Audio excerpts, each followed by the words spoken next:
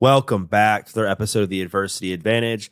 I'm your host, Doug Bopst, and today's guest is Alice Marie Johnson. Alice is a great-grandmother, she's an author, she's a criminal justice advocate. Alice spent nearly 22 years in prison before being granted clemency by President Donald Trump with the help of Kim Kardashian in 2018. She used her time in prison to her advantage as she became a hospice volunteer, a mentor to women, an ordained minister, and an advocate for change. She comes on the podcast today to share her incredible story of redemption, hope, and perseverance. So help me in welcoming Alice Marie Johnson to the Adversity Advantage podcast. Alice, welcome to the podcast. Thank you, Doug. I'm happy to be here today. I'm happy you're here too. I am incredibly inspired by your journey, everything that you've overcome, how you've taken so many different negatives and turned them into positives in your life is something that's very admirable. And I can't wait to dive into your story, talk about how you were granted clemency after serving 21 years behind bars for a life sentence for your first offense for a nonviolent drug crime. But before we get into the comeback story, I think it's important for people to understand how much different things were when you grew up and to kind of paint a picture, if you will, of what your childhood was like, what your family dynamic was like, how you were living, so that people can really gain an understanding of the vast difference in culture between back then and now. Well, I'm living back in my hometown right now of Olive Branch, Mississippi, where I grew up.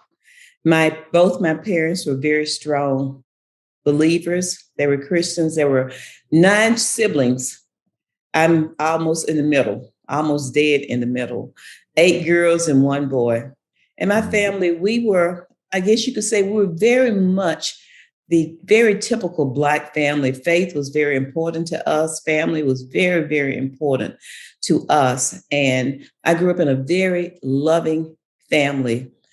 My siblings, we were all very competitive in that we all wanted to outdo each other in making good grades. So my maiden name was Bogan. And so everyone knew us as being the smart kids in school because my parents believed very strongly in education. And being born in the 50s, I was born in 1955 in Jim Crow, Mississippi. But we were a very proud family, proud of our heritage, very community oriented. We used to say that everyone in the neighborhood raised each other's children. If I did something wrong, you can best believe that one of my neighbors, I'd get reprimanded by the neighbor, and then I get in trouble with my parents. We were a very close-knit, loving community. But at 15 years old, my life took a big dive. I became a teenage mother, and I became a teenage pregnancy and married at 15 also. But because education was so important in our family, I refused to not complete my education, even though efforts were made to stop me being a pregnant student. I had to miss a year, but I studied hard my friends' books. I took a test and I was still able to catch up with my correct grade. And I graduated with good grades, even though I'd missed a whole year out and had 2 children in high school, and I still graduated on time.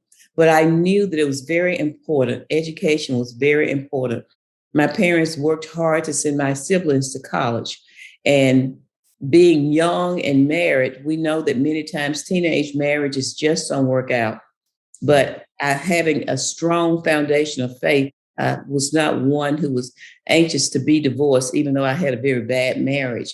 Me and my husband, we had 5 children together. And through the course of time, I was always a very hard worker. I continued to take college classes. In fact, I integrated my hometown's offices. I was the first Black person to work in an office in my hometown. I could type really good, and I'd always excel wherever I worked. My parents believed in excellence. So I knew I had to be at work earlier. I'd have to work harder, and I'd always advance. And through the course of my career, I became a manager. I worked for FedEx for 10 years. I had a very good career with them. I became a manager first in computer ops and then in customer support. And then I began training others for management. That's amazing. And it's quite inspiring, like what you were able to build, given that you came from very humble beginnings. I want to go back to the beginning a little bit, because I know Okay. you mentioned that you did get pregnant at 14, then you were married to your then husband at 15, had your first child. But before that, like you mentioned, you grew up in Jim Crow, Mississippi during the sharecropping days. And I believe Yes.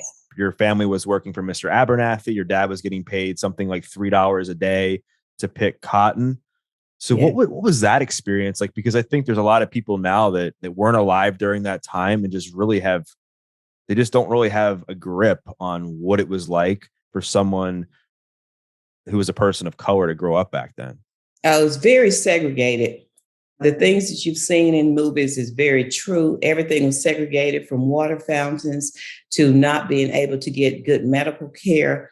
I talk about in my book that I wrote, Afterlife, my journey from incarceration to freedom, my memoir, about my not being able to even go to a dentist, because the dentist in my town, he would water down the pain reliever, what they use for pain. I think it's Novocaine, I think it's what it's called. But he would add water to it for his black patients.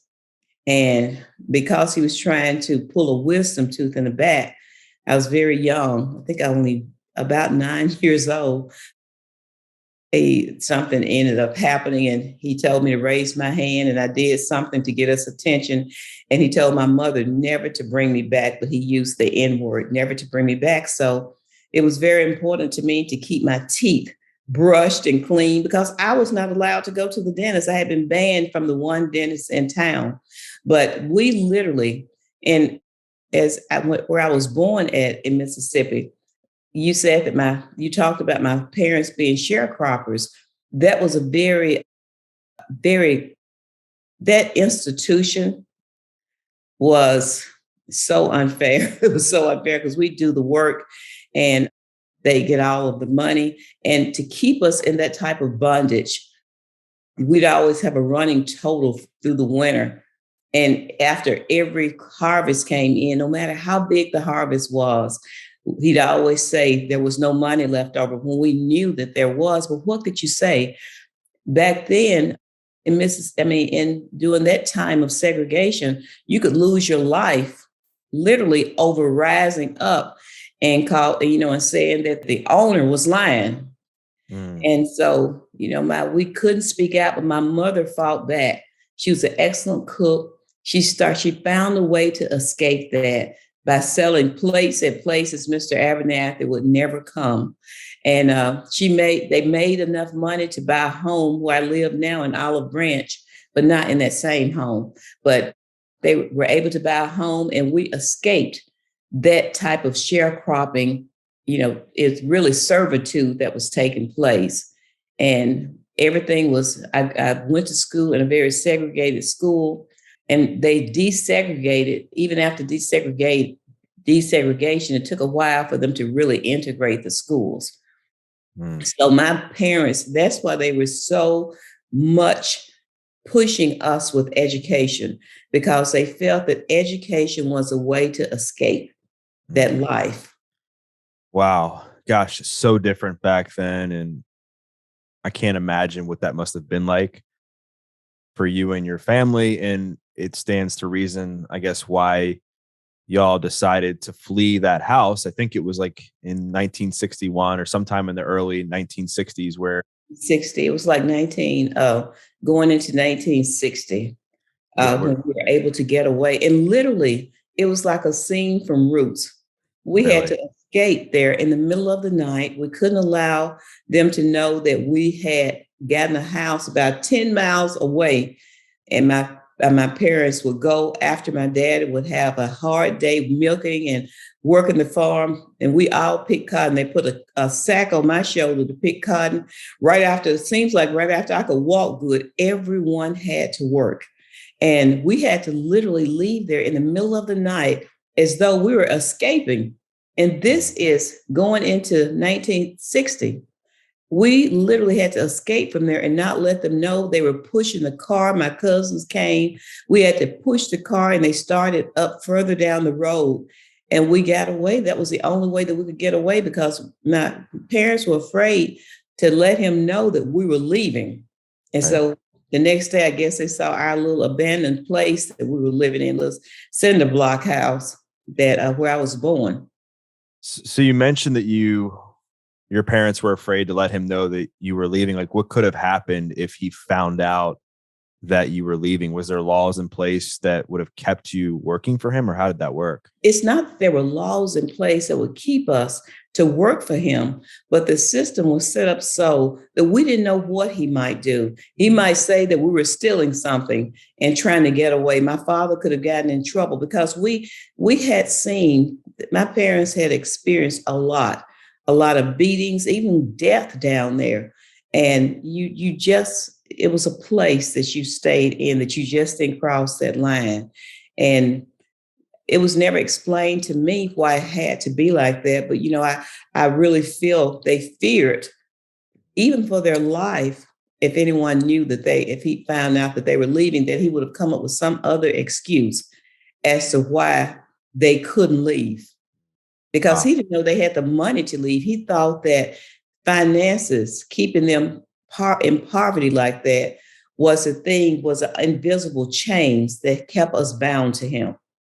And it seems to me that a lot of your experience in your childhood and the foundation that your family helped instill with you in God, in believing in Jesus and in trying to see the best in circumstances, really served you well during your prison sentence. But I think something else that served you well during that time that ironically led to you getting this job at FedEx was your ability to write. So talk about what got you started into writing and then how that really helped catapult your career into getting that job at FedEx.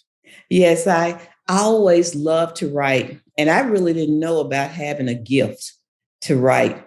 When I was 10 years old, in my school, we were asked to write in one of my classes a poem. And I loved the Lord, even as a young child. They'd always find me in somewhere in solitude, looking up into the heavens and just talking to God. And so my first poem was called Who Is He? And it was a poem about God, asking who he is and knowing how I felt about him and asking if he could see and if he knew, could he see my teacher, when I recited it before my class, I can still remember that day. I was 10, I stood before my class and I didn't have to read it. I was just pouring my heart into those words. The room was silent for a moment. When I looked at everyone just started wildly applauding. My teacher took me to another teacher and said, "You must hear this, what Alice has written." Mm. And that led to me being entered in contests. I was only 10, but they had me compete with the junior high and I won first place. And after that, they all were telling me, "You have a gift. This is a gift you have."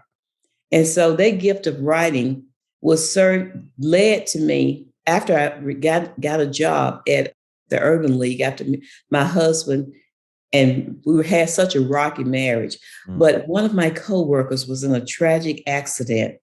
And it just so happened that his mentor was the vice president of FedEx. He was over all the personnel globally and nationally. And so they read him the poem and he asked for me to come into their board meeting. He was on the board of directors for the Memphis Urban League because I was living in Memphis by that time. And he asked me, he said, "Did you write this?" He said, "Do you mind if I share it with Greg's mother?" Because Greg was an only child. And Jim loved Greg. And he shared, and then he asked me, "Would you like to work for FedEx?" For Federal Express is what it was called back then, before they shortened the name. And I said, yes. And I had really these great typing abilities. I could type a good 90 words a minute with no errors. And he sent me to personnel. And that began my career with FedEx in the secretarial pool. But within 6 months, I was out of that pool with a good job. And within a year or two, I was in management because I worked hard. My parents always believed in doing more than what is asked of you, and always having a spirit of excellence about yourself in everything that you do. I love that so much because I think that's the key, I think, right? I mean, there's so many situations that are super unfortunate and challenging and very hard. But I think staying in that mindset of being a victim and pessimism just kind of keeps you in that same place. And not that it's not justified in some context, because some of these situations clearly are very unfortunate. But I think the only way out is to have this sense of optimism and do whatever it takes to continue to put one foot in front of the other and get out of that situation, which is what you and your family did. And it's quite moving that you were able to take that situation. You go on to have your first child at 15, you're married, you end up having 5 kids before it's all said and done. But then, you get this job at FedEx and things started to unravel in your marriage, which essentially started to lead to the decline of your personal life. And then you end up meeting another guy and falling into a gambling addiction. So talk about that. Like what transpired in your marriage, like towards the end, that became so traumatic that you finally separated? And then what happened when you got involved with this new guy, Ted? As you know, not getting married, this was the first man. My husband I'd never dated before. You could say I'd never really experienced life. My marriage had fallen apart years before. But we still stayed together. We break up, we make up, and then here's another child. When the marriage finally ended, even though it was an awful marriage, I found myself free. I'm going to say free, but just free to experience life, things that I'd never experienced before. And the casinos, when I met the man that I speak about in my book, Ted, when I met him, he was a gambler.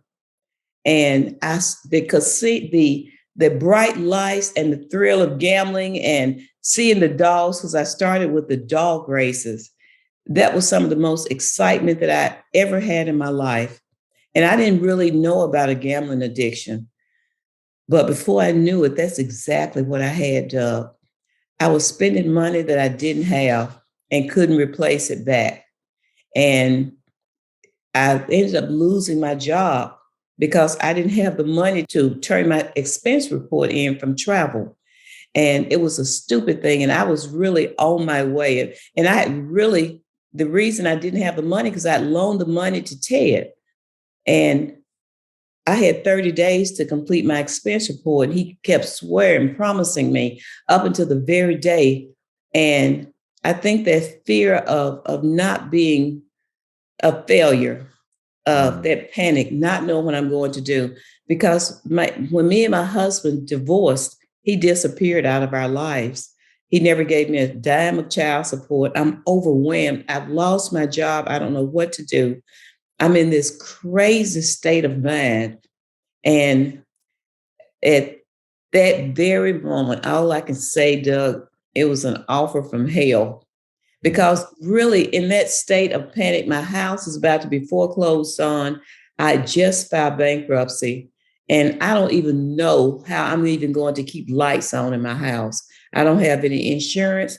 And in the midst of all of this craziness, my youngest son was killed in a tragic accident right after I'd made this bad decision on a scooter with his brother.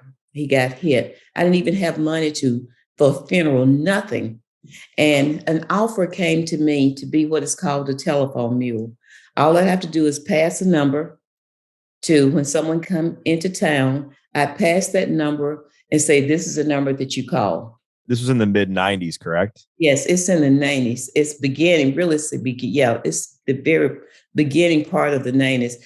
So I've lost my job, my good job of 10 years with FedEx, and I'm trying to take care of my children. And I don't make any excuses, Doug, for making a bad decision, because many people find themselves in bad situations, but they don't allow themselves to go into the panic I went into. They make different choices.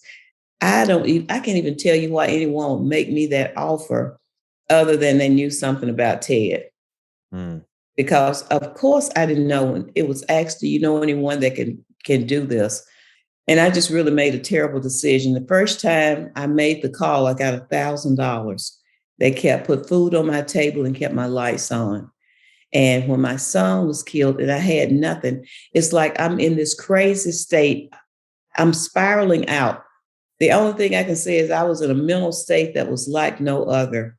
But when everything fell apart and one of the guys who was involved in this was stopped, my phone number is in his pocket. I didn't even really know this guy. They were just giving my phone number. And as bad as it sounds, they gave me a little peace of mind thinking, well, I'm not really selling drugs. I'm just doing this part of it. But any role that I played was still part of a drug conspiracy. It was wrong. And they offered me first no time and then 3 to 5 years if I would just take a plea. But the first offer of no time came with some terrible strings attached. But then 3 to 5 years, and my attorney said that you have no money, they haven't caught you with any drugs, you have no drugs, you have no money, they have nothing on you. But I didn't know, Doug, about conspiracy. I didn't know that there was something called conspiracy, that you don't have to have the physical evidence, testimony. Anything that you do, you're charged with the whole thing. And testimony is taken as fact, because by the time that 6-week trial was over, I was convicted by an 11-person jury of not possession, but attempted possession. I didn't even know that there was such a thing that I never even knew that a life sentence was on the table. For an attempted possession, I go from an offer of 3 to 5 years to when I'm sentenced, I'm given a life plus 25-year sentence without the possibility of parole. Here I am, have never been in trouble, no brushes with the law, nothing, have worked hard all of my life. And now I'm being taken away from my children, and my children are being told that they will never see me again as a free woman. Wow. There's so much there that I want to go into. And I definitely want to talk about like what happened after you got this horrific sentence. But I guess just to, unpack a little bit of that, it seems that you had this rocky marriage with your then husband, Charles, and then you meet this guy, Ted, and he essentially becomes like this knight in shining armor in a way, because your marriage was so rocky for so long. And then you get yourself involved in these bad habits. And I think once you start to get involved in some bad habits, they lead to other bad habits and bad choices. And you make, certain judgments where you wouldn't have made it before based on, some of the choices that you had begun to make that were different from the person that you knew yourself to be. But then I think it became more or less about survival. Like when you got let go from FedEx, you have 5 kids to support. And then unfortunately you lose your youngest in the bicycle accident, right? Shortly, like right around that same time that everything went down with FedEx. And it's almost like you just have to do what you need to do to feed your family, feed your kids. And it was also like a challenging time, I think, culturally, probably to get a job and rework your way back up to where you were, given what had just happened at FedEx. So I wanted to kind of shed some light on that. But from what I understand, there was a bill that was put in place back, I think it was in the 80s, maybe it was in the 90s, that gave harsher sentences for people that were arrested with crack cocaine. So could you talk about, from your perspective, looking back now, like what was that bill? Like, why did you get such a harsh sentence? And then maybe like, what would you have done differently if you had the power to enact a bill back then to combat this war on drugs that they were trying to fight? Yeah, it was the crime bill, and it was enacted in 1994. And it just so happened 2 years later, I would get caught up in this system where a crime bill has been put in place. We've got these harsh mandatory minimum sentences. and everything is rubber stamped. The ability of judges is even taken out of their hands. Whatever the amount that they say that is involved, that's what you're sentenced on. And there is no, unless you take a plea, and I found out later that the people who were testifying against me, every last one of them had long criminal records. So they knew they knew about this game of being the first one to take a plea. They knew about conspiracy, but I didn't, because I never had a brush with the law before. I know nothing about any drugs, period. And so the mandatory minimum, there was another thing that was allowed too back then. And since while I was in prison, some things changed under Booker versus Washington, I believe it was, where you had to have an amount, you couldn't have these numbers. A prosecutor couldn't just crunch numbers and say, even though you're found guilty of this amount, I estimated that it's this amount. And that's what happened to me. I was found guilty of a much lesser amount, but the prosecutor came back and said, use this one little word, and that word is estimated amount. Based upon testimony, this is the amount that we're charging you with, and that triggered this life plus 25-year sentence. And automatically, if you go to trial, you get what is called the trial penalty. I was enhanced for going to trial, because if you're found guilty, you get another penalty for testifying, because you testified and you lied because they said they found you guilty.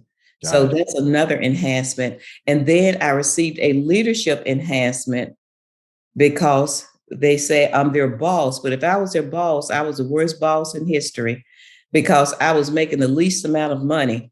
When I was arrested, they did my pre-sentence report. I had $500 to my name in the bank, a house that was not even $100,000, no car. My car was repossessed. But the others who testified against me had money seized, houses, boats, everything. So how is the boss the very poorest person? It's not because I gambled it up, because I never made that kind of money. The ones who got the lion's share, who agreed to testify against me and to save themselves, they were rewarded. One of the persons in my trial was already serving a 30-year sentence, and I took his life sentence from him. He was reduced to, I believe, 3 years and deported.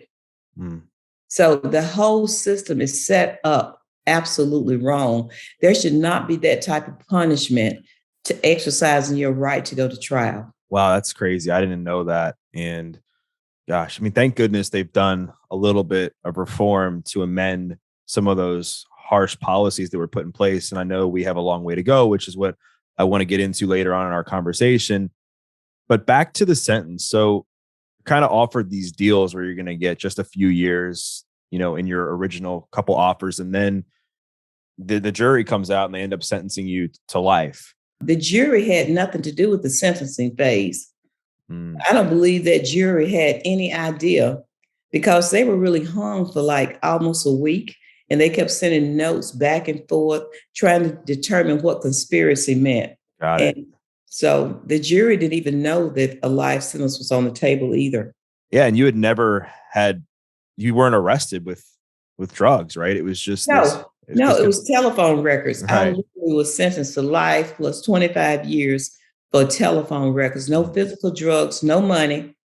I didn't think that was possible, but that was ignorance of the law. Does not still mean that the law don't exist. As soon as I went to prison, I made myself aware, because I didn't know.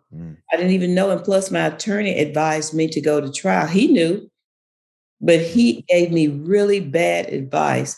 Looking back on this, one of the things that's got to be struck down is this whole conspiracy laws that they have in place for federal prisoners. You can't do that in state. Had I had a state case, I would never have gone to prison, because there was no evidence. Gosh, it's crazy how some of these loopholes and some of these laws and some of these different things that were put in place can have such a harsh effect on the individual that's going through it. And I love how you acknowledge like your choices and that you shouldn't have been doing what you were doing, but that doesn't mean that the sentence you were given was justified by any means. So let's get into that experience. So you're sentenced to life in prison. Your family's told they're never going to see you again as a free woman, but yet you ended up bettering yourself so much during the 21 years that you were in there, between becoming a speaker, speaking to kids at Yale, I believe, right? You became a pastor. You volunteered in hospice there. You became a mentor to all these women. You maintained this innate gift of optimism, hope, and faith during that time. I think I heard you say that you never wanted your freedom to be an idol. Like God was always first. So I Yes. guess my question to you is, so after you get sentenced, I'm sure you feel so defeated, so depressed. I'm sure there's a lot of anger that's going on there. That's a natural response based on what you went through. Like, how did you go from that to like, where did you develop the motivation to better yourself and maintain hope during during those initial stages of your incarceration? I can 100% credit that to my faith in God. Mm. When I went in, my mother, when she came to see me, I was still in county jail. She told me never, really not to give up and don't conform to my surroundings. Don't forget who you are. Don't become, don't just go along to get along, basically. Don't Right. conform to your environment. Be who you are. Hold on to your character. Hold on to your integrity. Where you're at does not define who you are. I'm just paraphrasing the speech my mother gave me. So when I went and I was sentenced, I went back to my cell and I prayed and I asked God to use me. I Wow. offered myself and my service because to me, life is a gift. And wherever, whether I was free or I was incarcerated, I still had the gift of life and I still could do something with my life. So I made the decision that wherever I go, wherever this leads me, Lord, that I am going to do the best that I can to live life full, to live life serving, to become a service to others. And that really helped me get through my time because Doug, is something about when you serve other people, your problems don't seem so big. I've had so many women say to me, I had no idea, Miss Alice, you have a life sentence. You don't act like someone who has a life sentence.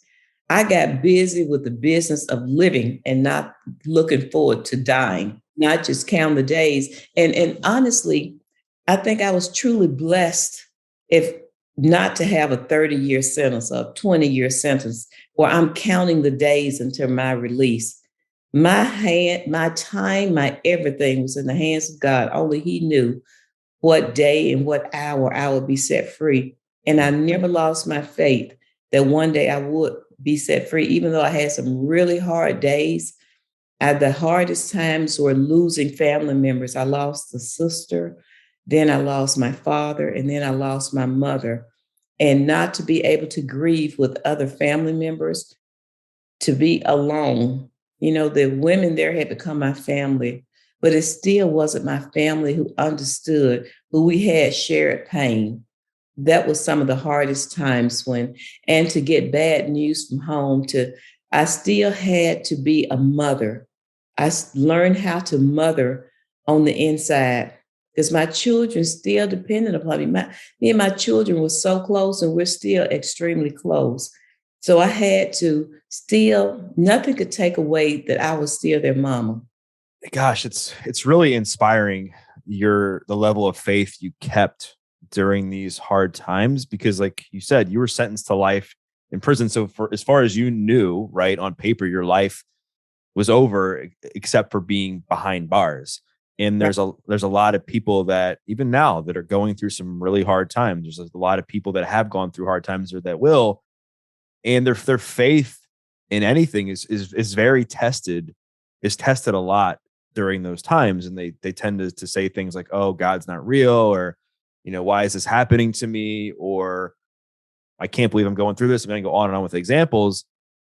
But it seems that your unique ability to go the opposite route and still maintain your faith in God and just know that something was going to come was eventually what helped you like get out, because certain dominoes started to fall. So talk about some of those dominoes as far as some of the policies that changed during your incarceration that led you to eventually get granted clemency by President Trump. But there was a lot of things that had to happen in between then. So talk about that if you can. One of the things that happened, I didn't know that this would play a role 20 years later.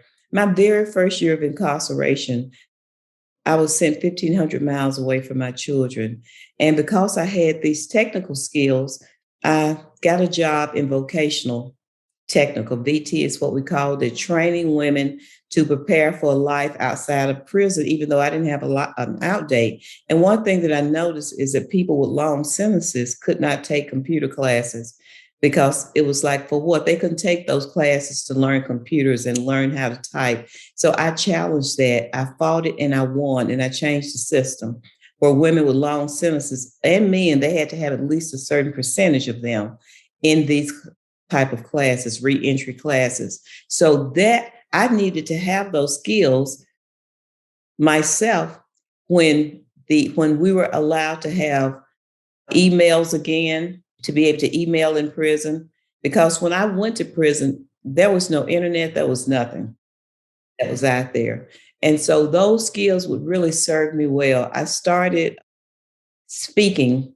Doug, you have no idea the impact that was made in prison. I don't say this to boast, but when I look back on it, look back over those years, and I look at the impact that I was able to personally make in prison culture by bringing theater into prison, by bringing so many different things in that people, I hear this word a lot of times, reimagine. I did. I was able to reimagine what this could look like, what this could look like for the women I was serving time with. If I showed them, if I used my ability to write to help them realize something that they didn't know they could do, like acting or singing or dancing, and then we could put on really wonderful production, top class productions. And I was no nonsense about rehearsals. They had to become disciplined to show up at rehearsal, to learn lines. They loved it. Many women had never in their life heard applause before. And it impacted culture. It impacted everywhere that I was in prison, because I went to 3 different prisons before my release. But each place that I was at, it brought light into that dark place.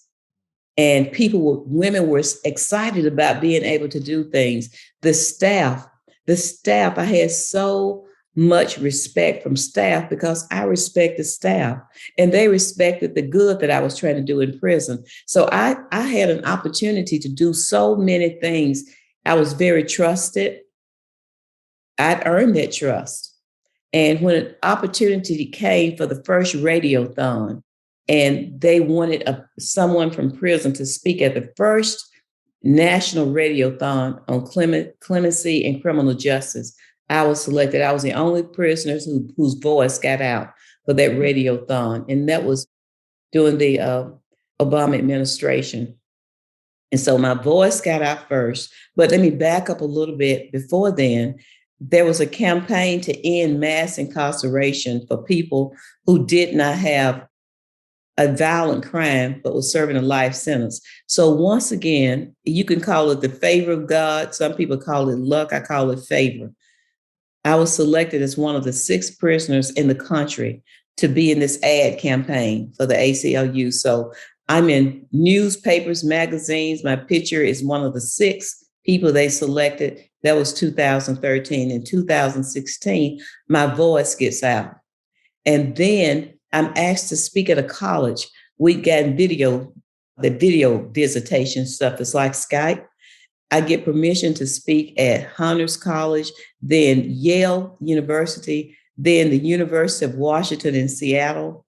And the last university I spoke at was New York University, but I also spoke at Google and YouTube criminal justice platform. I didn't even realize it at the time, but I was the only prisoner that had ever done that.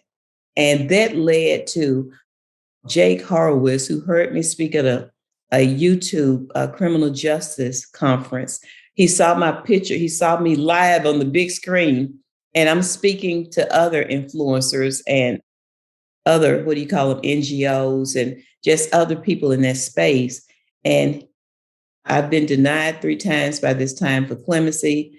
And there's a new president in office, President Trump.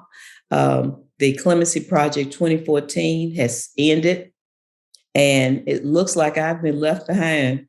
And he asked me to do a video op-ed, and I agreed to do it. Now, this is not the first time that I have spoken out to an audience outside of prison through that vehicle, but this was the time. This was the time, Doug. This was the time that would be it, and I didn't know it. I just felt that I had to do it, and it went viral. Doug, I didn't even know any tech terms. When they told me the video was trending, I didn't know what trending meant. I had to ask. Then when they told me that it had gone viral, I was terrified. I thought I'd introduced a virus into the internet, because virus and viral all sounded the same to me. But it went viral. Kim Kardashian saw it. Someone sent it to her after the first day. She saw it and she tweeted out, "This is so unfair." If we can, I do want to go back a little bit, because there was a couple things that I think are important in what you said that I think people would appreciate just knowing more about. Because like you said, that Kim Kardashian saw the tweet of this video, and then, but it didn't just start there. Like, you had to maintain your faith. You had to be optimistic. You had to continue to put in the work. You fought for injustice. You went to the law library and educated yourself on like criminal justice laws and what could be done for reform. You started to speak. You started to mentor all these women. So all these dominoes started to fall into place. And then by the grace of God, President Obama pushes for this clemency project to help end the mass incarceration of life sentences for people who are in there for a nonviolent crime. And also you also kind of brushed over the fact that you got denied clemency multiple times. Yes. After you knew in your gut, you're like, this is it. I'm getting out. Everybody in the prison thought you were getting out. I just knew I was getting out, because the criteria for the Clemency Project 2014, it wasn't just for people serving life sentences. It was the criteria was didn't have a significant criminal history. I had none. Haven't had good conduct. I had perfect conduct. All of the criteria, I met it.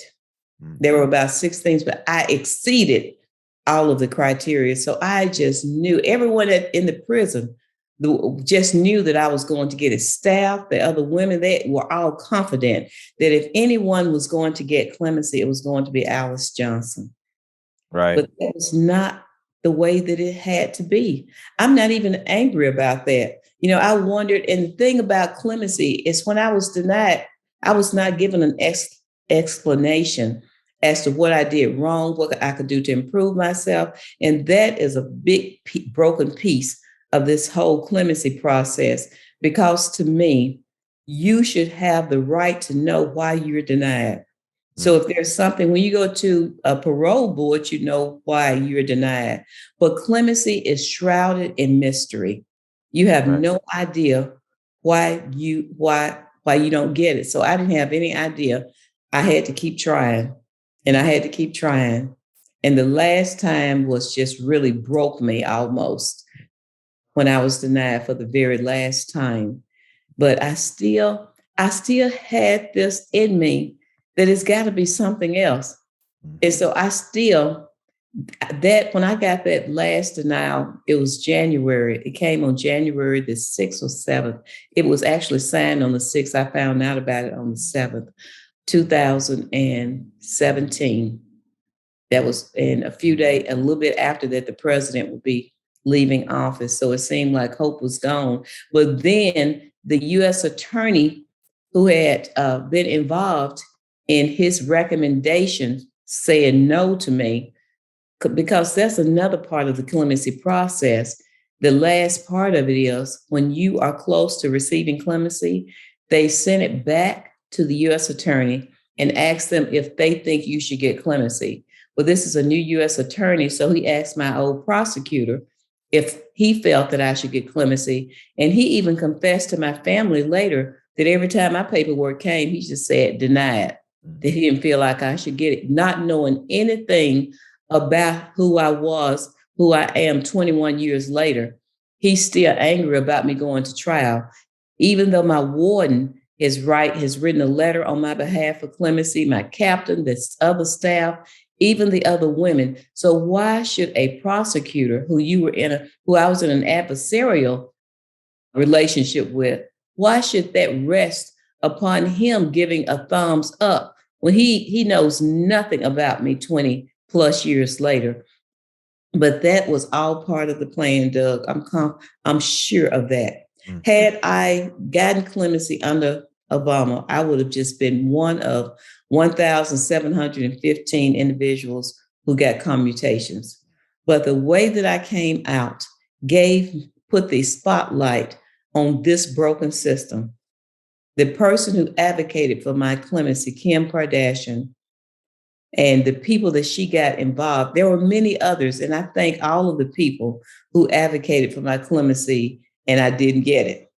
But it took just that type of attention of the world watching my case because someone has gotten involved. But the very important thing that I don't want anyone to miss is that even though she was an advocate for me, I also had to be a good candidate for clemency. Right. She couldn't go in there and advocate for someone who had had 21 troubled years in prison, or someone with a shady past or hadn't changed. This is a country of redemption. And if there was anyone that was a clear case of that deserved a second chance, and not because it's me, because there's many others like me who deserve that chance too, it was my case. And she literally, the attorneys that she brought in, they were able to help put together a very convincing case, especially when the layers are pulled back and you see why I received this sentence and what I'd actually done. A person can say anything, because many people say, I didn't do anything. I did do something, but it certainly did not deserve a life sentence. For sure. Absolutely. I totally agree. And I think there's obviously most people, if not all people who are listening to this, have never received a life sentence for prison. So they can't necessarily relate to that. But what they can relate to is that they feel that no matter how much right they do and they get back up on their feet, they continue to get knocked down. They do the right thing, they get knocked back down. They do the right thing, they get knocked back down, which is what it seemed like what happened to you during your prison sentence. And you kept getting denied clemency after clemency after clemency, and you kept doing the right thing after right thing after the right thing. So how did you, especially after that last time where you said you felt so defeated, how did you maintain hope, encouragement, and inspiration for yourself, like after that moment, and not give up? Well, I'm going to speak my faith. I'll tell you the truth. I went to my room after I saw President Obama waving goodbye. I was crying. Tears were running down my face because I'd truly been left behind. I went to my room, and this is the truth, Doug, and I prayed.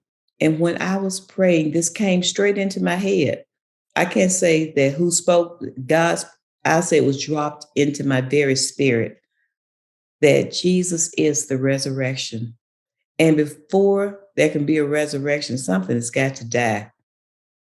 And my hopes died that day. But when I got up off my knees and people asked me, Miss Alice, how are you doing? And my one response was, Jesus is the resurrection.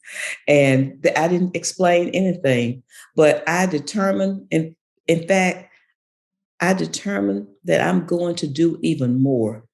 I am not going to let this defeat me. I did the first play that I'd ever done in Spanish. I did a play for the Spanish community because they felt I don't speak Spanish like that. So I got interpreters. and I directed and helped them write and choreograph their whole play. It gave them new life. It gave them new life there. I did Mother's Day play. I was doing everything. I threw myself back into work. I threw myself back into work and I prayed even harder.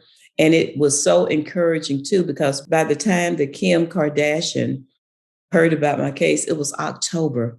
October was the month that I went to prison. Wow. Yeah, I was convicted on Halloween, Doug. And in fact, while I'm still handcuffed, the agents were in my ear saying, trick or treat, trick or treat, trick or treat. And I'm handcuffed, being led away. But October had become, and my son was killed in October. October had become a month of almost terror, of hating to see October come. But even before then, I had started praying more in October. And I just believed that something was going to turn around. And it sure did. That was the month that I did the video op-ed. And instead of looking at it as no month is cursed, every month and every day is blessed. But October became a huge blessed month for me.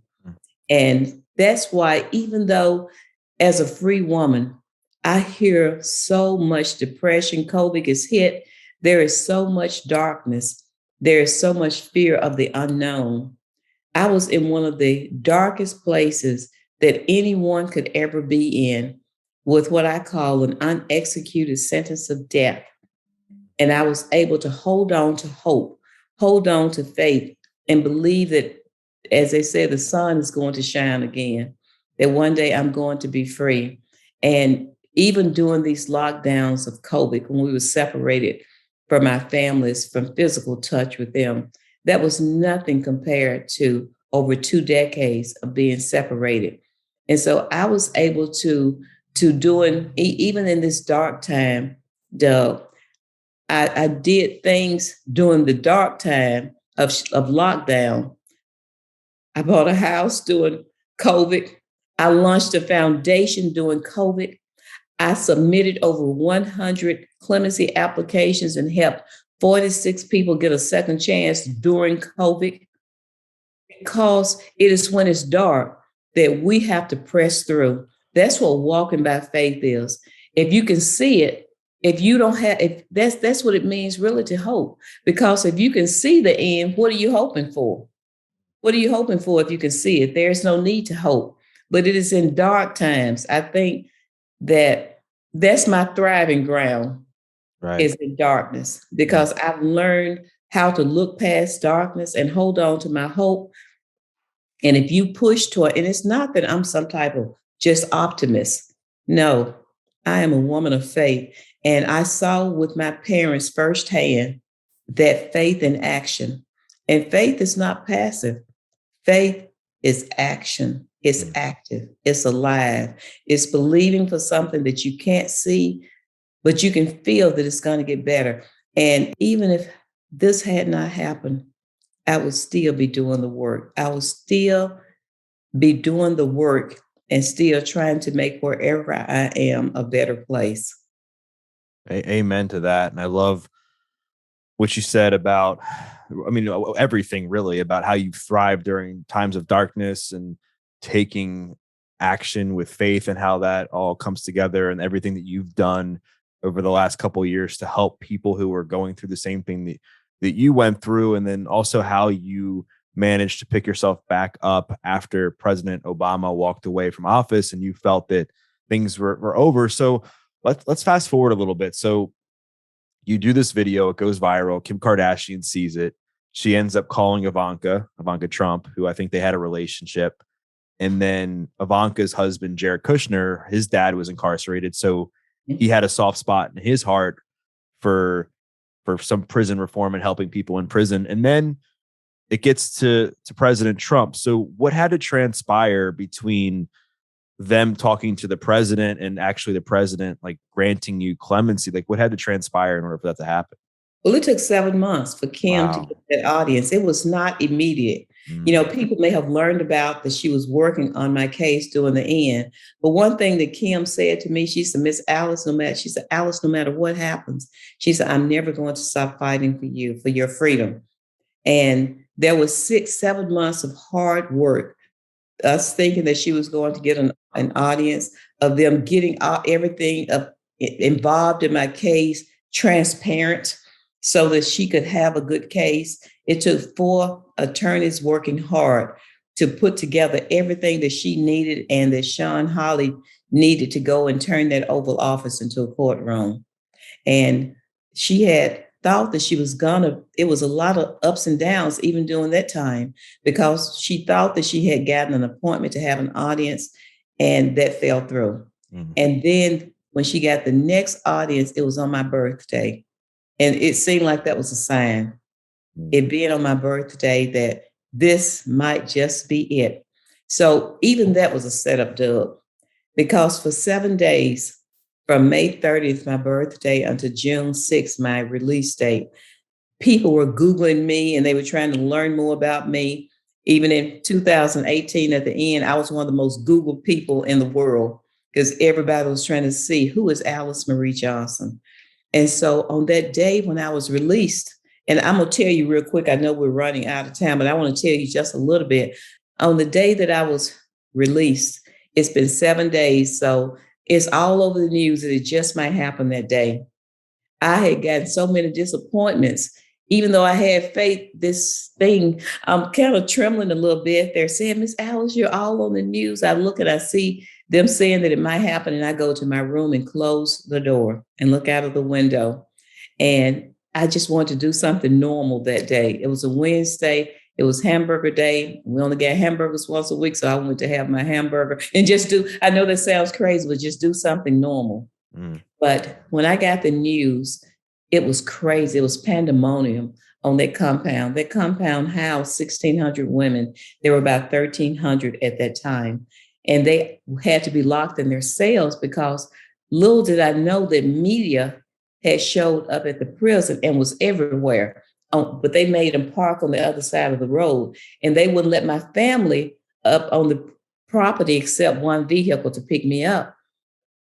So when they announced Alice Marie Johnson, report to R&D with all of your property, a chorus went up. It sounded literally it was this big loud scream. Everybody was screaming in all of the buildings.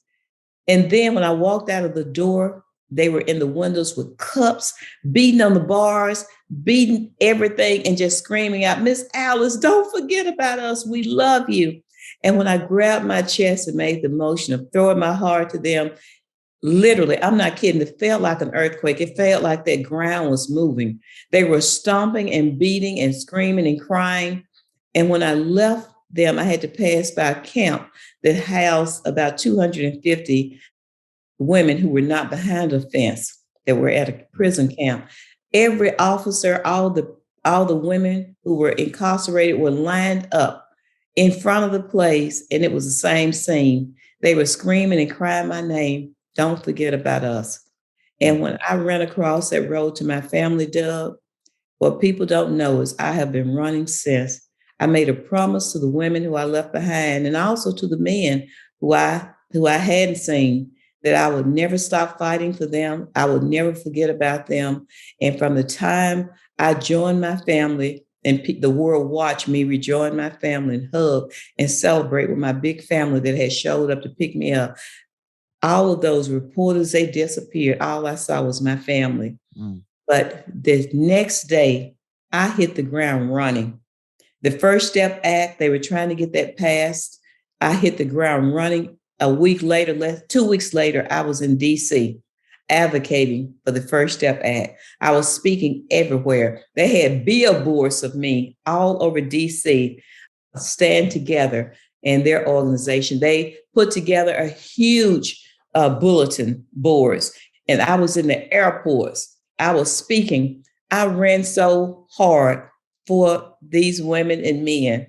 They say every time they see me, I was all over the place, all over TV, speaking up on their behalf. doing everything I could to advocate changes in laws. The first 4 months that I was out, I was not resting. I got shingles, Doug. Just so stressed because I could not get the image out of my head of how they were crying and begging me not to forget about them. And really, I've dedicated my time. That's what I have been doing these last 3 years, is doing everything I can do to change laws, to help people gain their freedom.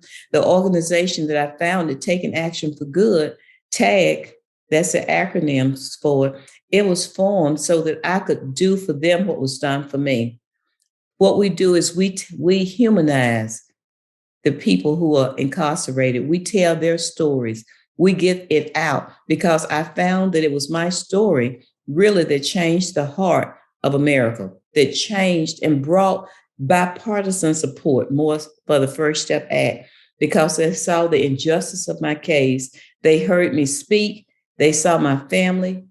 That is what it takes. When you read a story, it's not the same as when you hear someone speak, see their face, and see the impact that it's had on their families.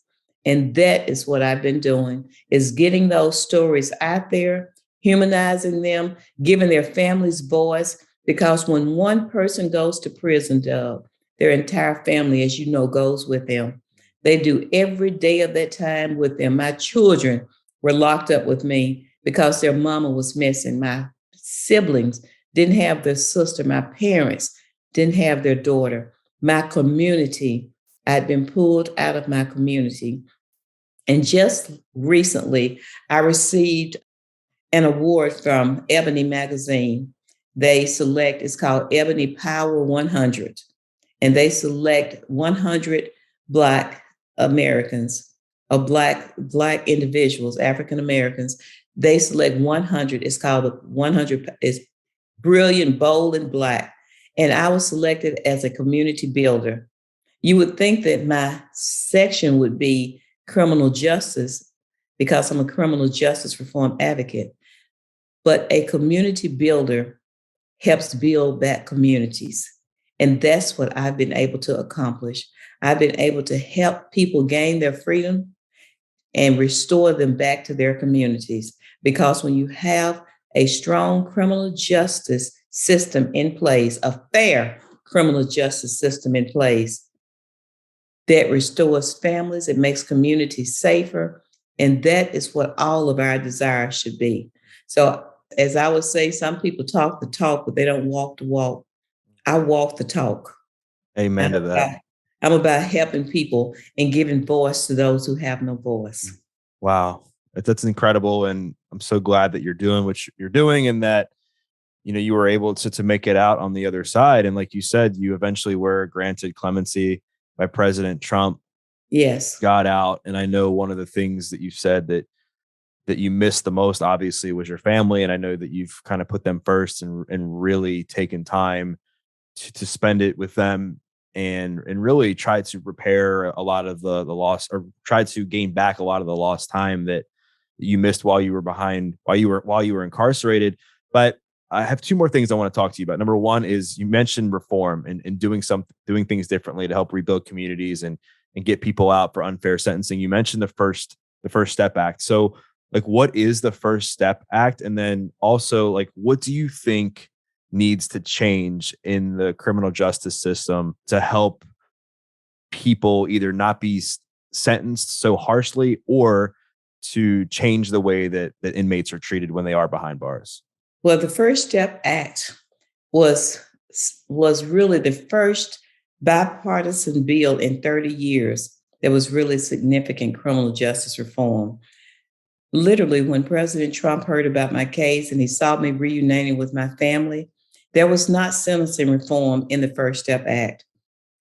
In his press conference, he said, I want sentencing reform put in that bill because I don't want there to be another Alice Johnson. I think that touched him to the point that he said something has to be done.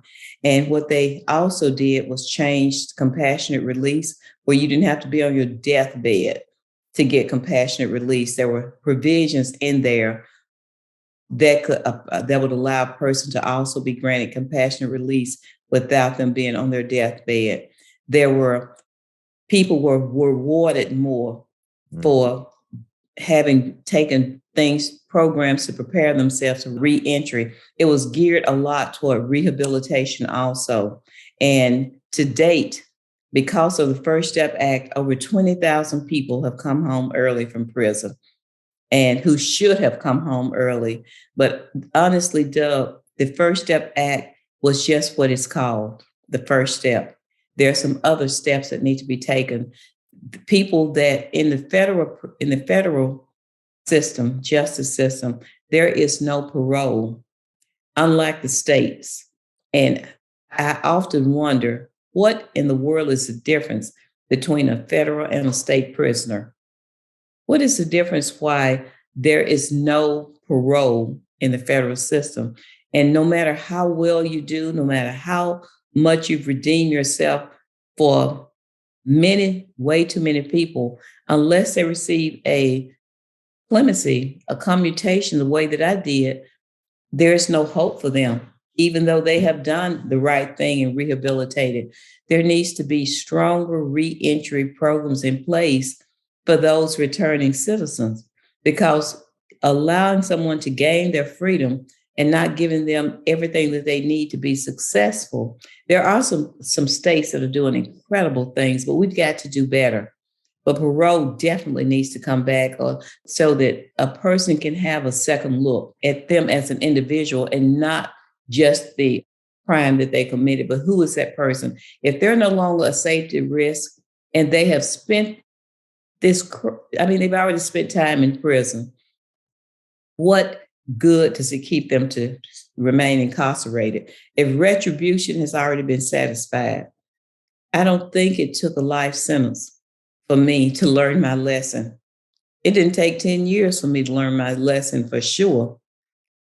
That would have been extreme, but a life plus 25-year sentence without the possibility of parole for an individual who had never been in trouble before, even if everything they said about me was true, did that still deserve a life plus 25-year sentence for a nonviolent crime where there was no weapons, no physical, no nothing? I know drugs are wrong. I know that they're wrong. But what is happening to people with these drug crimes, that's also wrong. Many people who are in prison for drug crimes are addicts. They were involved in their activities because they were trying to support their habit, not because they were these big anythings. But in every drug case, there has to be a kingpin. So you can have an addict that is labeled a kingpin that may have been very little drug, but you label them a kingpin. So many things, not just for that, but the whole system. Some things are so broken that you've almost got to tear it down and rebuild it. But I am encouraged by some of the changes that I've seen take place, in this field. But there is still so much work to be done. Yeah, absolutely. I agree with you with everything you just said. And I love how you said, I'm not saying that drugs aren't bad. It's just like, it does the sentence for some of these drug crimes, is it justified? And also looking at the amount of people in there that are addicts and that are really just struggling with their mental health and struggling to get well and just got caught up in hard times or in survival mode like you were in. And it's like, is it really right for them to be behind bars for such a long period of time? And not only behind bars, but sometimes in these prisons where there isn't any like formal rehabilitation process to help people get better. Like you sought after and you chased after like what you wanted. You went and did research on the laws. You fought for justice reform. You taught yourself certain things. You mentored other people. But there's a lot of people that maybe they wouldn't know how to do that. And I think it's important to change the structure within the prison system as well.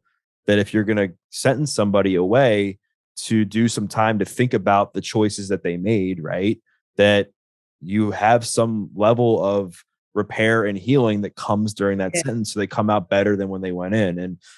And so the last thing I want to get into with you is something that I think everybody is going to relate to, and that's forgiveness. And you've gone through a lot between your childhood, between your marriage, between losing your youngest son. I know one of your other sons was incarcerated. everything that happened during your time while you were incarcerated with, loved ones dying that you couldn't grieve with, and everything else that came along with that. What's your journey with forgiveness been like? Like, what things have you done to not only forgive the other people in your life that have wronged you, but also yourself? And the reason I ask is I know this was a big stepping stone in your grieving process through your journey.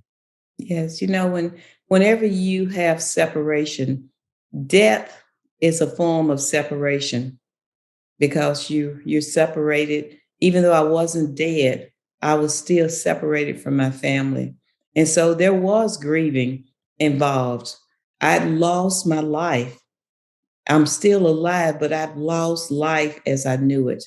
And it was like with a tragedy that's taken place and someone's life has totally changed.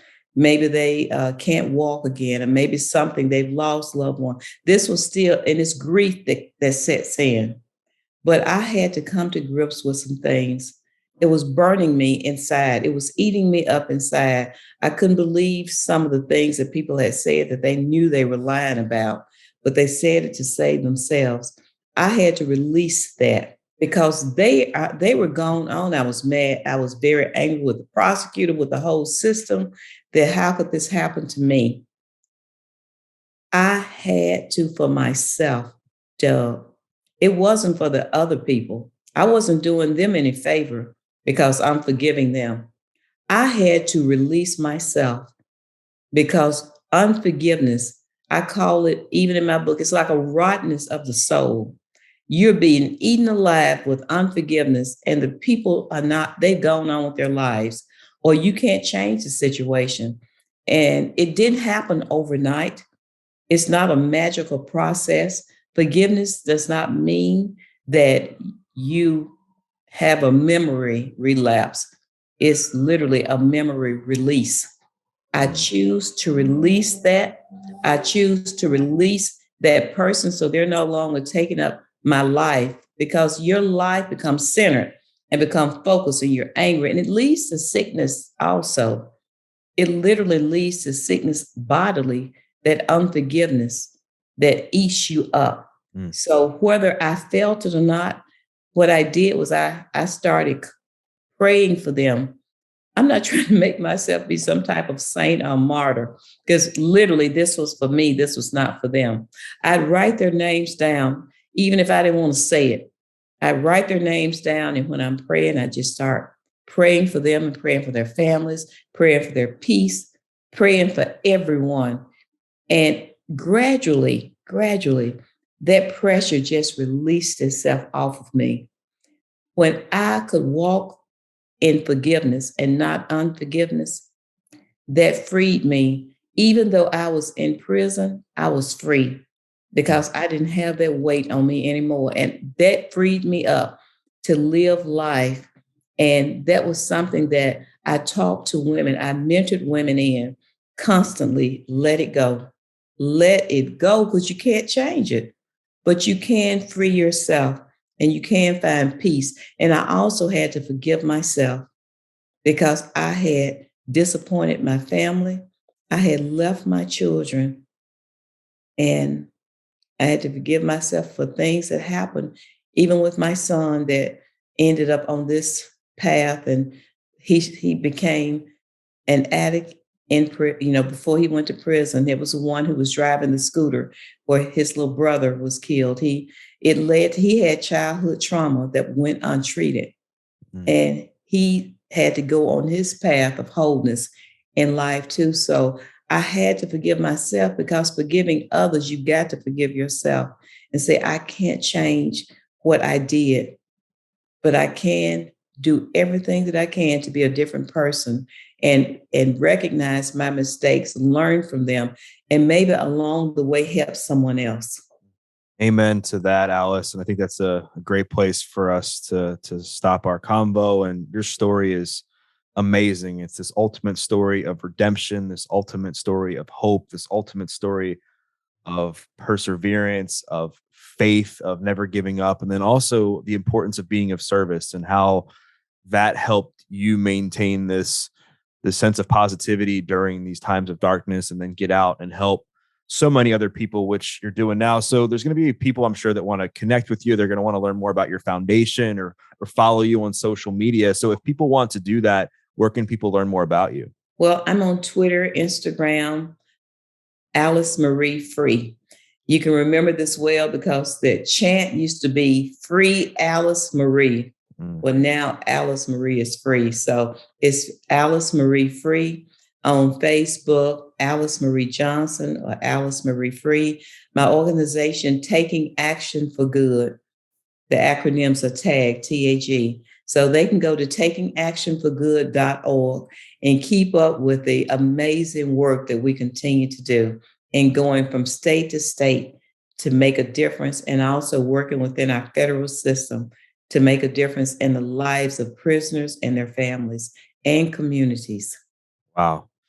Well, like I said a couple of times, I love how you're using your story to help other people, and all the service work that you're doing. And you're an amazing human being, and kudos to you for making it out on the other side, Alice. And for those listening, I encourage you not only to connect with Alice and her organization, but to share a takeaway.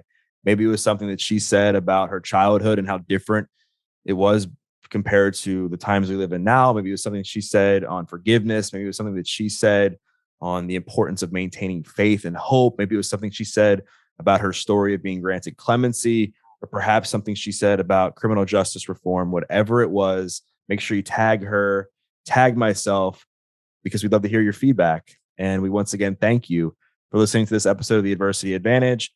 I'm your host, Doug Bopst, and we'll see you next time.